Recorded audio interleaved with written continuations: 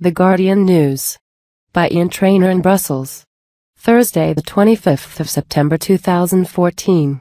Major terrorist attack is inevitable as ISIS fighters return, say EU officials. EU's 28 governments are said to be struggling to respond to threat of Islamist fighters coming back from Iraq and Syria. A major Islamist terror attack in Europe is almost inevitable as European members of Islamic State (ISIS) return from Syria and Iraq, according to senior EU officials familiar with the diplomatic, intelligence, and security planning taking place to try to counter the threat. They said the EU's bodies and its 28 governments were under intense US pressure to get to grips with the menace represented by thousands of European citizens fighting in Syria, but that Europe was struggling to develop coherent instruments to reduce the risk of an atrocity. It is pre-programmed, said a senior official involved in the policy and security debate over the chances of an attack. We have clear signals that this is what the foreign fighters are doing. This is the main threat we are facing. Interior ministers from the 28 countries are to meet in Luxembourg in a fortnight to try to come up with a concerted policy. The Home Affairs Council is very aware and very frightened of this. The colleagues in the police administration just don't know how to cope. They all fear this could be totally out of control. It may already be too late, the senior official told The Guardian and 5 other European newspapers. In a separate interview, Gilles de Kerchove, the Belgian EU official who coordinates the union's counter-terrorism policy, said executives from the big social media providers, including Twitter, Facebook and Google, would attend the Interior Ministers meeting in Luxembourg in an EU attempt to deprive ISIS propagandists of their highly effective exploitation of the Internet. We want these companies to develop a counter-narrative. There will be a big discussion with the Internet players, said de Kerchove. He put the number of EU citizens fighting in Syria at around 3,000. We don't have harmonized statistics. But the flow of fighters has not dried up. It's a significant number and it has not stopped, he said. Senior U.S. intelligence and homeland security officials have been attending recent meetings of EU policymakers, alarmed that some of the European fighters could be easily infiltrated into the U.S. The Americans are very worried about Europeans entering freely under the visa waiver program. They are looking into this very seriously, said de Kerchove. In addition to the dilemmas posed by extremists returning to Europe, EU capitals and Washington are aghast not just at the brutal prowess shown by ISIS in Syria and Iraq, but also at the claimed arrival in Syria of senior al-Qaeda operatives from havens in Afghanistan and Pakistan grouped in the so-called Khorasan group. They are said to include the Saudi explosives expert Ibrahim al-Asiri. This guy seems to be one of the best bomb makers in the world, said de Kerchove. This small group of veterans linked to al-Qaeda is a concern. We know some flew from Afghanistan/Pakistan to Syria. Confronted with these dilemmas, EU Interior Ministry, intelligence and police officials are meeting regularly in various combinations. But the attempts to come up with a coherent policy and instruments are dogged by institutional, national and departmental rivalries and differing priorities, senior official said. The EU has been trying to come up with a counter-terrorism strategy for the past 18 months. The current emergency is jolting the process, but officials are intensely pessimistic that the results will be too little, too late. Various schemes are under discussion, most notably an EU-wide passenger names record (PNR) for all air travel within the EU, supplying up to 15 parameters that are mixed in a computer algorithm to help identify suspects.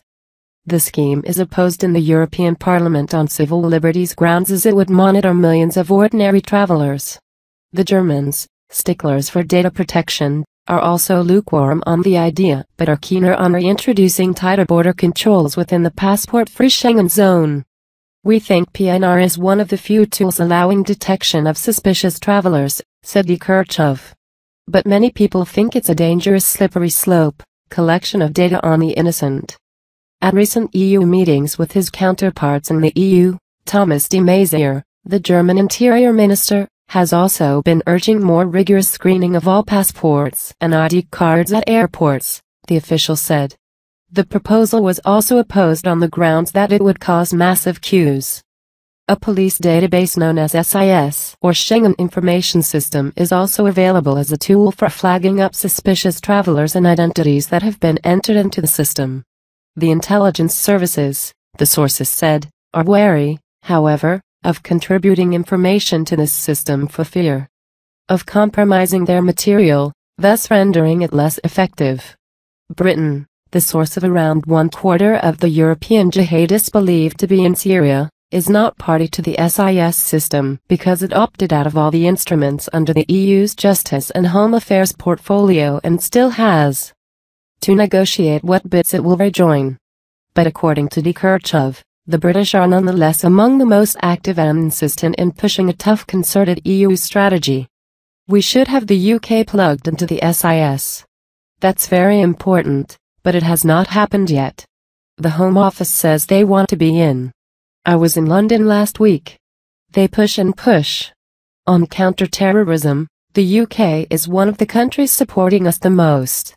They're very, very committed and they have excellent information. A Foreign Office spokeswoman said the UK authorities believed more than 500 UK-linked individuals have now traveled to Syria and Iraq since the uprising began. Obviously, it's very difficult to give precise numbers on this.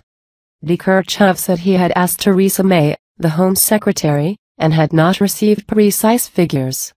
Nor was it clear how many had returned from Syria or Iraq to Britain. According to the French authorities, the number of native jihadists in Syria and Iraq has soared from 555 to 932 this year. Of those, 118 have returned to France. According to experts consulted by European officials involved in the effort, an estimated 1 in 9 of those returning represents a terrorist threat. Officials point to the killing of 4 people at Brussels' Jewish Museum in May as a portent of things to come and of the mishaps afflicting the Schengen system. The suspect awaiting trial in Belgium, Mehdi Namouche, 29, a French national of Algerian heritage, had spent a year in Syria. He flew from Turkey to Frankfurt in Germany. German customs officers identified him from the SIS system and alerted the French. He was allowed to travel further and allegedly came to Brussels, where he is suspected of opening automatic machine gun fire on the museum before being arrested later in Marseille.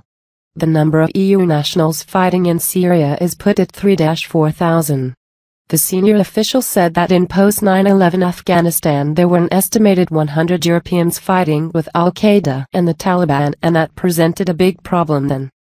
2 Dutch nationals of Turkish origin were also arrested by the Belgians last month on their return from the Middle East, with Dutch television reporting at the weekend that they were plotting an attack on the headquarters of the European Commission in Brussels.